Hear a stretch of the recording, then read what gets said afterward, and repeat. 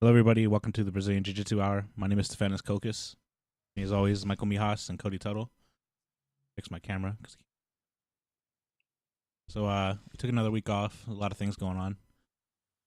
Although not much is going on in Jiu-Jitsu. I think everybody's getting ready for the Pans, Worlds, and everything else like that. What have you guys been up to? I did some rolling this morning. I'm gonna go roll again in about an hour, and that's it. Just a lot of rolling. I'm trying to get back in shape, which is gonna take a couple years. I heard you got slammed on your head today. I did. It was rough. I got dumped on my head today in the triangle. Wasn't on purpose. I don't think it was on How purpose. how is that not on purpose? How do you accidentally slam someone on their head? Well, I was I had him in triangle to pick me up, and I just don't think he knew any better, and he just pow drive me straight down. So it's but it worked because I opened my guard up. Oh, that's good. I Watched your mic. 'cause- Wait, how did he not know better? Was he a new guy? Newer guy didn't know any better. Super aggressive. Had him in the triangle, picked me up, and Down you Cody, went. Cody, you know what that's like. I do. I do. I've actually experienced that. He probably didn't know any better. Um, I didn't open my guard. I should have. If I would have opened my legs, I think that I would have been a lot better off. You know who else didn't know better was whoever was reffing that day because he allowed it to happen. I will never get off that subject. We will No, we you will won't. periodically bring this up throughout podcasts for the extent of the duration of this show. But that ref should have known better, and he didn't. And you know what? On the subject of knowing better, while we're on the subject of knowing better, if you steal somebody's jujitsu meme, Mm-hmm. you know what? I really didn't. I kind of feel bad that he got called out on it I don't. because I like his podcast. I'm even going to give him a plug. The Jiu-Jitsu After Dark podcast is pretty good. The guy drinks beer and talks about jiu-jitsu in his basement, and that's kind of cool. Like, It's that's a those men. cool thing to do. But I don't know why you think that you can steal a jiu-jitsu meme and get away with it. It's such a small community. Yeah. Like, that's as silly as thinking that, you know, you can be a fake black belt and not get caught. There's just too many people. Like, someone's gonna see it. That meme that you made got shared so much that it would have been impossible not to get back to us. I mean, Yeah. I feel bad, but he And did now, something and now, wrong. and now he's in internet hell. So Yeah, you know what? If he hadn't covered up the watermark and just put his own right in the middle, like, I wouldn't have even cared. yeah, you But could have had two it, arms. honestly, I Yeah. hadn't seen the watermark. Yeah. That's why I asked you. I was like, Mike, did you make this thing? I know that Yeah, this go stuff. look at the original one. You can see it. Yeah, the stuff that we post is usually stuff that you've thought of in your demented head, Yeah. but the watermark's hard to see, and I saw it multiple You times, know and why? I missed the watermark. I never I don't saw want it. to do. I don't want to do I like. never seen it on there either. I don't want to do like big watermarks. Cause Yeah, it's like, hey, look who made it. yeah. What I just did it so you know that came from us. That's all. I really don't care. Right. So, when I saw it, it kind of blended in the top right corner. I never noticed it until I looked at his and I saw that big black square in the top right corner. And then it made me ask you, hey, did you write, did you make that up? It was so big. It was like that right there. It was covering up that part of the. Yeah. I covered up Yeah. like half So, the guy's head. if he had just put the watermark right in the middle of his and left ours alone, I could have even thought maybe he didn't see it because I didn't see Yeah. it. But he saw it, took the time to cover it up, and did a little plagiarism. Yeah. You know, I apologize for calling you out. It sucks, but that's what happens when you do something silly like that. If he wouldn't have been like, my bad guys, if he would have just said something, we would have let it. I would have let it go. I'd be like, go ahead, leave it. That's fine. That's cool. Yeah, you know what? We gave him an hour. He posted it on Instagram. I commented on it and I said, "Hey man, you reposted our meme and covered up our watermark with your own." We waited for an hour. Nothing happened. It was still up. he was getting a ton of likes and comments on it, and then we just decided that it was time to take some action. It's a good meme. You figure for every good meme we have, there's like 20 that suck, so it doesn't really, or 20 that people don't get that I make. Well, I mean, it's the internet. Yeah, I just made one. I took one from the "What happens if you're on and off drugs" meme. Yeah, I just saw that. And I made one with karate, kung fu. Oh my god! You're gonna get a lot of get a lot of feedback. It's okay. Let me see it. Probably people that like karate. I'm gonna guess. Speaking of karate and other martial arts, we've got a new video on our YouTube channel that's probably going to get a little bit of attention come tomorrow when we share it on the website. But if you're listening now, you can go and check it out. We finally uploaded the footage from Cameron Knight at the Pittsburgh American Grappling Challenge. We kind of held it back for a while, but Cam Knight faced a Taekwondo black belt in the first round of the black belt open division, and in the nicest way possible, Cam Knight choked him unconscious. So there's a pretty good example of Jiu-Jitsu versus Taekwondo on our YouTube page if you want to check that out. There were no striking rules, but I don't know how much different it would have. It would have probably been pretty similar. I think Cam's 1-0 in MMA. Oh, well. Yeah. And he won that match in probably, again, the nicest way possible. He had the guy mounted, and this was a bunch of years ago, maybe like 3 or 4 years ago when he was still a brown belt, but he mounted the guy, and he said he hit him just enough until he let him armbar him, and then the match was over. So it looked about the same, just add in a couple strikes. 50 would have. Yeah, sure. Would have killed him. That's the thing, anybody that has anything negative to say about this match and this guy potentially, like, somebody trying to hurt him, because obviously Cam wasn't trying to hurt him, and I posted that in the description so that nobody thought like, hey, this guy's having an example made out of him. He had the perfect opponent. He was lucky. He got very lucky. Dustin did him a great service putting Cam Knight as his opponent, because Dan Swift would have killed him. Yeah. And Dustin said any black belt. And if this guy, I guess, he considered his black belt jiu-jitsu level black belt. Whatever. Obviously, it wasn't. He was a karate black belt. He was a little misguided, but he seemed like a nice enough guy. Hopefully he learned his lesson and is studying some grappling somewhere. He took a nice little nap, So he did. Wish I could have taken a nap that day. He wasn't out for very long. I just responded to everybody on that last meme. I like that you included riffraff in it. Yeah, the riffraff. That's not riffraff. I knew he had a name, and I wasn't sure if that was it. Yeah, that guy has like Mountain Dew tattooed on him. He has corporate sponsor tattoos. Man. That guy's supposedly worth like a couple $1 million. Yeah. The one that has like the fang teeth. Yes. Yep. Yes. That's him. I wish I knew how to do that, because I'd be a much better dentist if I could. I've been using my mouth a lot in the gi. I know it sounds gross. No, Bill the Grill Cooper does that. Yeah, I know. I saw Jimmy Serra do that once too, and I told him, I was like, "Don't do that." Yeah, don't. I've been doing it. It's extremely gross. Using it as an extra grip. Is it your gi or their gi? It's both. It's disgusting. Oh my god. But I've been using. But if you're in side mount, and you're for like one of those T-Rex grips, and you can't. It's amazing. It's gross. Yeah, it's gross. You're right. Maybe I shouldn't have said that I do that. You're gonna get like some mysterious illness. Yeah, I think I'm gonna fall out or something. But it's I use it. It's You're gonna end up with like hand, foot, and mouth disease. Yeah. Something equally exotic and uncommon. You get to like Rob Sullivan's gi, which are super dirty. No, don't do that at Rob Sullivan's gi. Yeah. No. You smell that thing as soon as you walk in the gym. Coming down to your tournament, Cody. He is. I was just gonna talk about that. I'm pretty excited to see. And if I have off that day, I'm gonna come down. If I have good. Off that day, Good. Yeah. So the tournament Mike's talking about is this Saturday in Morgantown, West Virginia.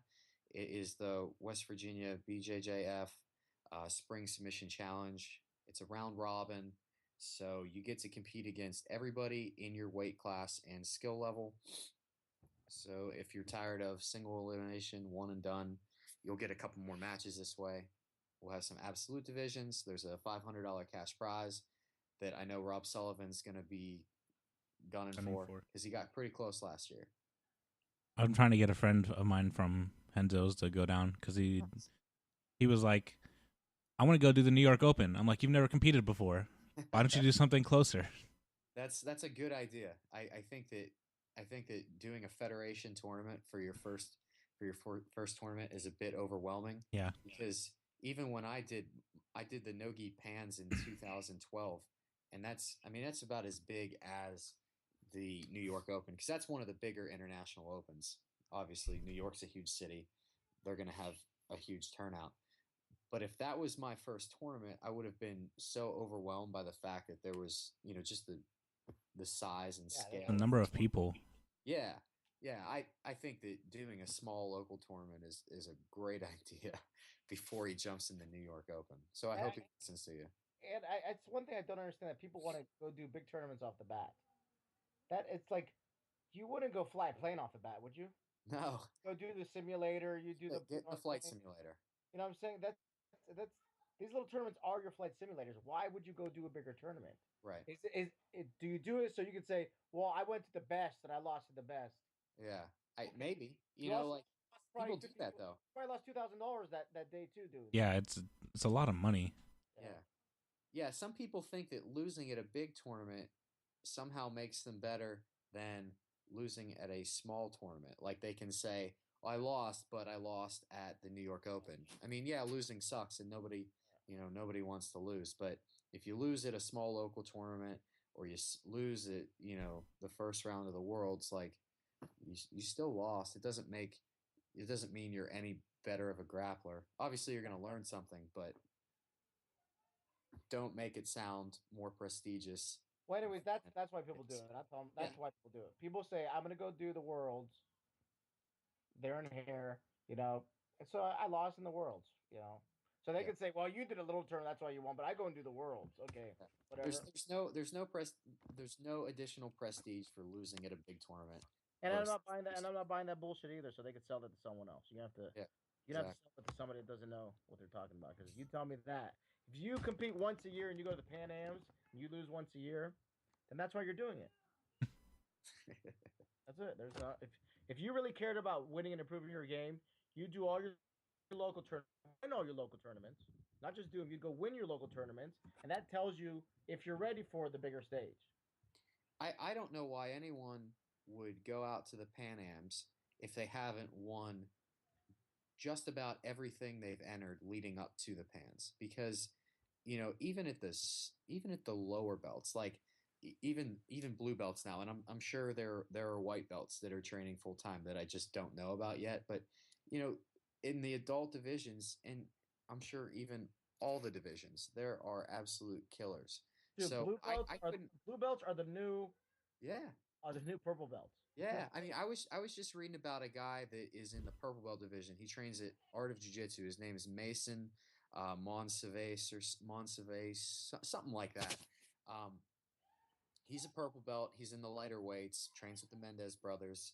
He's been berimboloing since white belt, and he won like double gold at like 20 divisions or 20 tournaments leading up to getting his purple belt. That's crazy.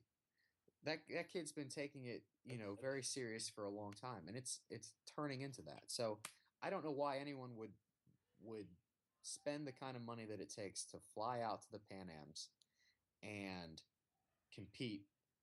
Hotel, travel, rent a car, the flights are expensive. Why sign up if you really, truly don't believe that you're going to win the tournament? Because that's why.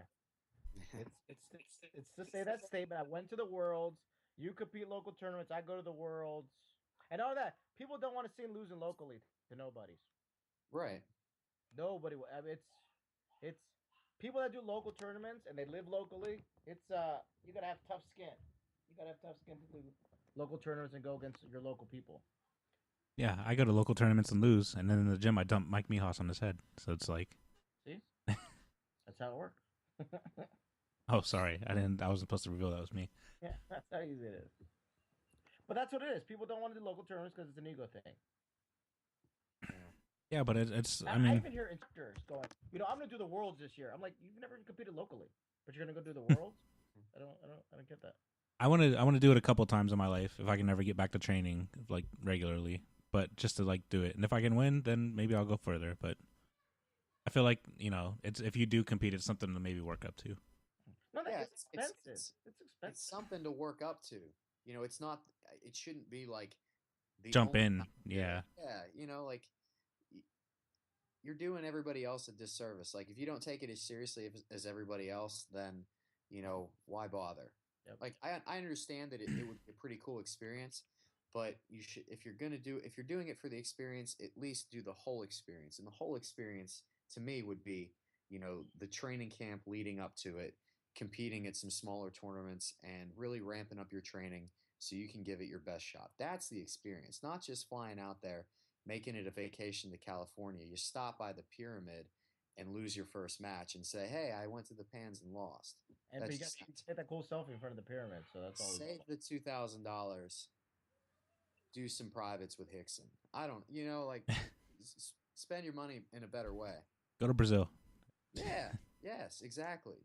That's an experience. By the way, are we going to Brazil for the ADCC? What's the? Yeah, that's happening. Awesome. They talked to us. We're gonna have a great time down there. It's gonna be awesome. We're gonna train during the day. In the afternoon we'll go swimming in Rio. Train at night. The next day we'll do our live stream. Hang out with the Sheik. Yeah. Maybe go to the discotheques. You guys be doing all that. I'll be like crying somewhere trying to get the stream to work. I can't imagine in Brazil. I can't imagine trying to run a jiu-jitsu stream in Brazil. I know, Copa Podia. I love Copa Podia, but I'm sure all the problems that they have, most of them would be solved if it wasn't in Brazil. I think that most of the problems that they have are just because of the fact that they're trying to send signal out of Brazil. Probably. If you want to run the best live stream of your life, it'll come out of Japan because Japan's internet is amazing. So. Right. Is Brazil considered a third world country? No, right? They're like. You know what? Hold they're on. like second tier. Before we decide. I'm sure that anyone that's from Brazil and is listening, if we called it a third world country, would be pretty offended. I don't think they're third world, but I'm not saying that. I'm just saying, what is it considered like on the national scale? What is it? It's definitely not a third world country. Yeah, it's not. Okay, all right, just checking. They're even if some people say it is, we're gonna say it's not. We are not saying that Brazil is a third world country, regardless of what everybody else in the world thinks. Brazil is awesome. So all those videos I see of cops killing everyone never happened in Brazil. Nope, never happened. Okay. No, there's like I don't know. There's a. We love all of our Brazilian listeners. We do. We have some Brazilian fans on our Facebook. We do. Instagram page. So there's they're coming up. They're part of the BRICS countries, so they're gonna come up and take over the world. Yeah, come here, Anna. So, okay, so we're not actually doing the ADCC live. I wish in Brazil as of yet, but actually I don't wish, but we might. If they ask us to do the West Coast trials, since we did the East Coast trials, and I feel like they were pretty happy with how it turned out, we'd be more than willing to fly to the West Coast and then to Brazil. So all they have to do is ask us, and we'd be more than willing to do it. Yeah, I would love to do that. So yeah, my head's a good luck charm in the new home, and yeah, people come here and randomly rub it. So how many people are in that house right now, Mike? About 15. Oh, jeez, that's an old country house. This is a slow day. Wow, this is a slow day. Everybody's at grandma's. That's like the whole. That sister there has 4 boys. Oh, jeez. Yeah, that was the newest one that she was holding. That sounds hectic. It is. How soon until you get your own house? Well, we're not sure what we're gonna do. We might buy a house. We might build a house. We don't know. So we're like in between. It's a horrible time. Yeah. But you know what? I have no house payment. I have no bills. That's good. That's good. It's not really that bad, and her parents are pretty cool, so Yeah. so we'll make it work. So, I and I really got my own room. that's really like one of the big reasons why I'm not like super excited to buy a house. I don't like the idea of Tell a that shit. mortgage looming over my head forever. I live in an apartment, rents $750 a month. It covers everything. If something breaks, if the heater breaks, I don't have to pay for that. If the washing machine shits the bed, again, I call somebody. It gets taken care of. So we've been looking at just some things around town, just really for the hell of it. But I like where I'm at. It seems like it would take more time away from the gym if I owned a house. It does. So I'm sure you can roll more now. Yes. Well, I was doing that before too. I have even more rolling time now. Yeah, yeah. No, not that I mean, I didn't even know that was possible that you could roll any more than you already were. But you know. Yeah. Froze up. I didn't hear what you said. You froze up. Say that again. Oh, sorry. I said I didn't know that you could even roll more than you already were. But Yeah. Yeah. I'm glad you're making it happen. Honestly, if I could, I would roll 3 times a day. Oh, We me need too. We I need to would. get you like some steroids. Move I down would here. no, I don't need to. I would roll Just for just for recovery. We should get you 2 hours. recovery 2 hours. steroids. I roll 2 hours at night. I would We're every losing you. single day. Can you hear me? Yeah. Now we can. You hear what I said? I said I would roll 2 hours in the morning, 2 hours in the afternoon, 2 hours at night. That's a lot. And then the off times, I would actually go lift, maybe do some cardio. Like I'm saying, if I could train all day, I would actually do all. I would go lift. I would do cardio. I would do all that stuff if I Wait, had the time. you lost me there. You said cardio. Sorry. That's not true. Walking to I know. I'm McDonald's, walking if- to McDonald's for the McRib is not cardio. telling you, if I had the time, it would be all day training. I believe it. You're always doing something. You're like, I'm going to work. Wait a second. I'm really close to this gym. Maybe I can phone this meeting in, and I'm gonna go to the gym instead. Yeah.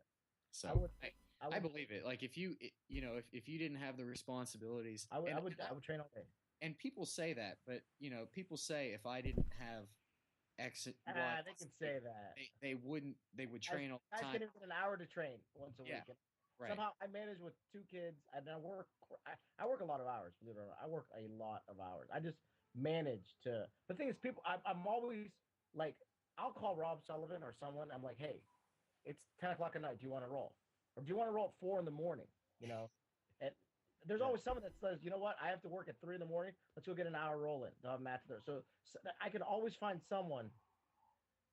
Someone always wants to roll. I never got these phone calls when I lived there.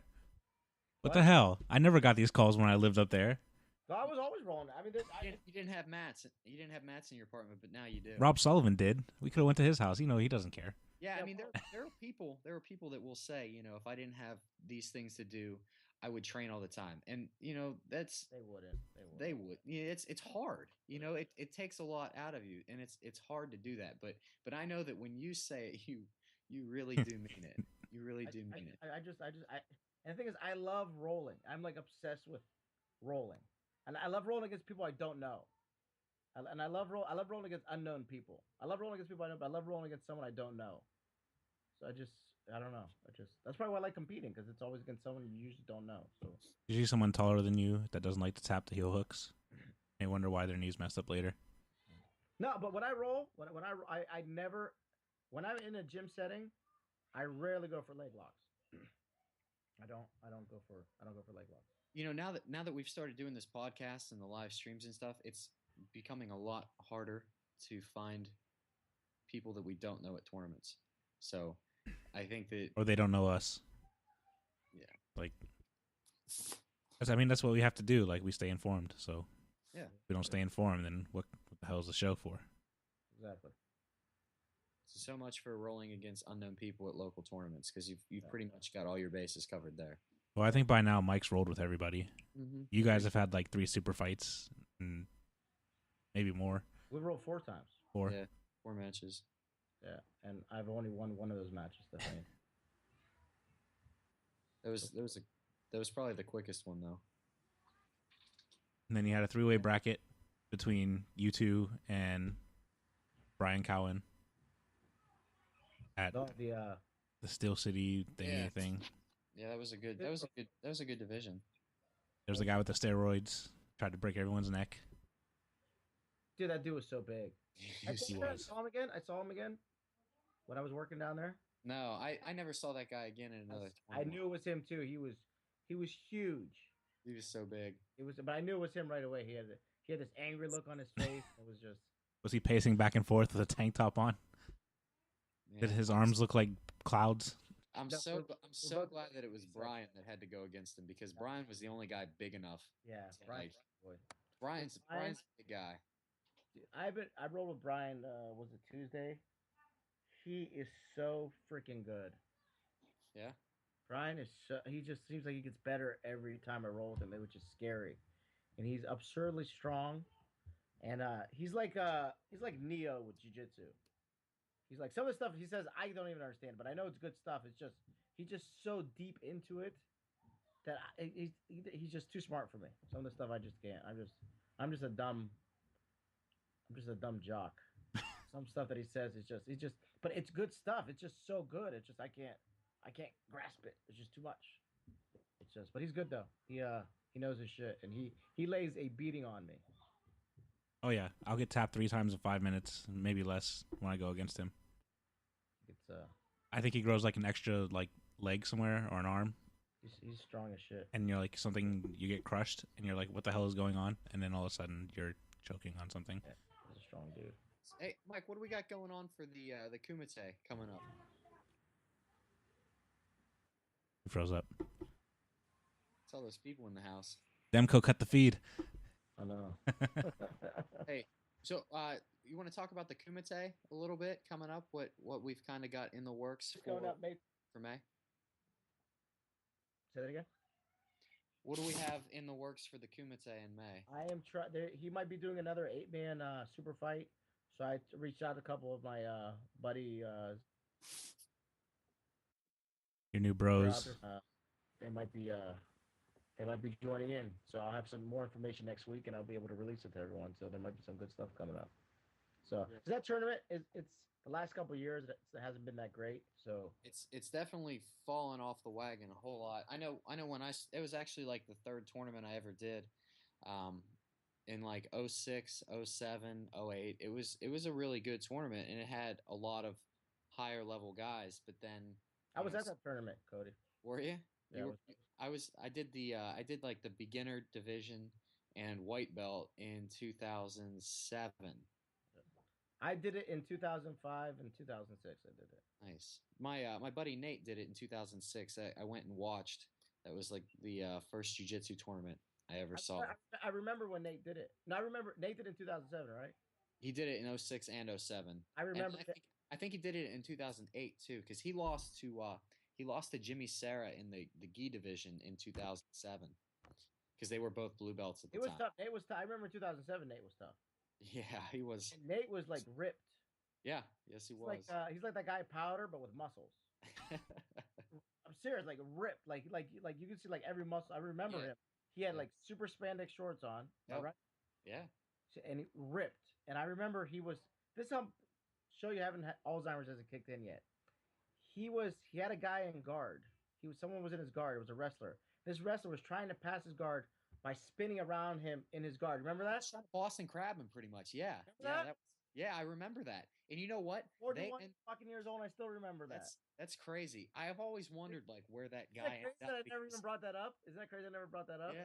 Yeah. So much shit hiding in his bald head, Stephanie. So much shit. I think that was the semifinals. Yeah.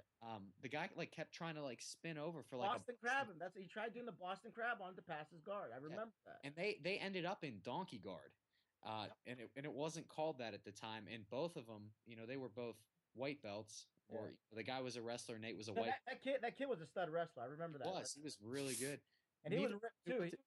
He was neither knew what to do, so they had to like restart the position from that donkey guard because they both basically got stuck. It was crazy. He would do a full. Imagine trying to do a full spin. You know how hard it is to spin someone when you're in your guard. You know how much muscle power it takes to And Nate wasn't a little dude. He was a ripped dude. So that's not an easy person to spin around. It was crazy. It was I think people were yelling when he did it. People were like, "Oh!" People were like, Yeah, that's Tell crazy. Nate I remember that. I will. Yeah, I will. I didn't know you were there watching that. You know, it's funny. He lost in the finals the next match to a guy that was like blind in one eye, and we couldn't figure out like why he didn't like circle to the blind side. We always like we always made fun of him. We were like, why didn't you just like shoot an outside single to the blind side? And that's fucked up. Man. yeah, it was, but I don't know who that was either. Like Now I'm gonna blow your mind even more. Didn't what's his name compete? The chiropractor. Which chiropractor? The black belt chiropractor. Oh, Don Cunanan. Yeah, he got choked out by James. Yeah, him. What's his name? DC Don Cunanan. He went. He competed that day. Yeah, he did. In gi. Yep. Okay, now listen to this. He had the guy in a toe hold. Right. And they restarted it. Right. And he put him back in it, and I think he broke his foot. Yeah, he did because like he tapped. Yeah, that was crazy. I couldn't believe that happened. Like tell that to DC too. Mijas remembers that. Yeah, so the guy did the Brazilian tap, and they restarted it with the toe hold locked in. And Phil told DC, he was like, "You're gonna have to break it." It was a guy with longer hair, blonde hair. Yeah. Looking guy, see? Yeah, it was weird. Again, that was like one of my first jiu-jitsu experiences, and I was like, wow, that's insane. Yeah, so. That's crazy that I remember that, huh? Mm-hmm. Yeah, John Gatto was at that tournament. I don't remember that. I don't. I'm pretty sure I'll have to check. I've got a picture because he was still training with the guys in Morgantown. I hope I'm not wrong, but I'm pretty sure he's in like the team picture afterwards. Good. So. Is that crazy that I remember that? And I'm talking yeah. Huh? Yeah. That's crazy. Oh, yeah. I didn't even know that. So. Did I tell you when I met DC? How he comes up to me and he's like, we're talking. He goes, "Oh, you're Mijas," and he looked at me like, "Oh, you're Mijas." Like I was supposed to be like some he had like this disappointed look at him, like, that's it. I'm looking for the king of pancakes, not some short bald guy. Like he just had this look on him, like, "Oh, you're Mijas." Like, you don't look that special. He had like this look of like disappointment. I'm like, I didn't know what to do. I was like, I didn't know what to do to look more like I don't know. He just had this look in his face, like, "Oh, you're." That's okay. I felt the same way when I met you. He was like, "Who the fuck is this guy?" Yeah. So. Yeah, the Kumite had some good memories, and it had great memories. Yeah. Well, they bring up IBJJF refs from Brazil, like that. Just like if the BJJ Hour gets involved, great, because we're great. Yeah, we're gonna bring it back. We make magic happen. Yeah. What is it? May 22nd, May 23rd, May 23rd, Memorial Weekend. Hey, okay. So we'll have a pretty good lineup set for everyone to check out on the live stream on May 23rd. That'll be awesome. Yeah. All right, guys. That's good. I'm gonna go get my butt kicked now. Don't get dumped on your head. All right, everybody. That's it for this week. We got some new things coming down the line. As always, you can find us on Facebook, facebook.com/the BJJ Hour. I think that's what it is. Instagram, the BJJ Hour. For our YouTube, we have a new YouTube for our match videos. All our match videos are going up there. Like we said, we just put the Taekwondo black belt versus Cam Knight on there. Go subscribe to that. We'll post a link. I'll probably put a link at the end of this video where I'm talking right now. And you find me on Twitter, Grappling Greek. You can see me cry about life.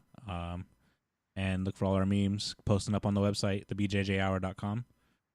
And yeah, just look for more stuff. Next time we'll probably have Tommy Costa. We want to welcome Tommy aboard. Yes, Tommy's on board with the BJJ Hour. And he's down training American Top Team right now. So check out the website. He's going to be posting some cool stuff about his trip down to Florida where he's, basically training full time. Yep. And then we're just going to keep trying to make the show better for you guys. And it's not just the show, the website and everything else. We want to make this something big. So thank you always for your support. Thank you for listening. Yep, we appreciate you guys. And we'll see you guys next week. Have a good night. Have a good week.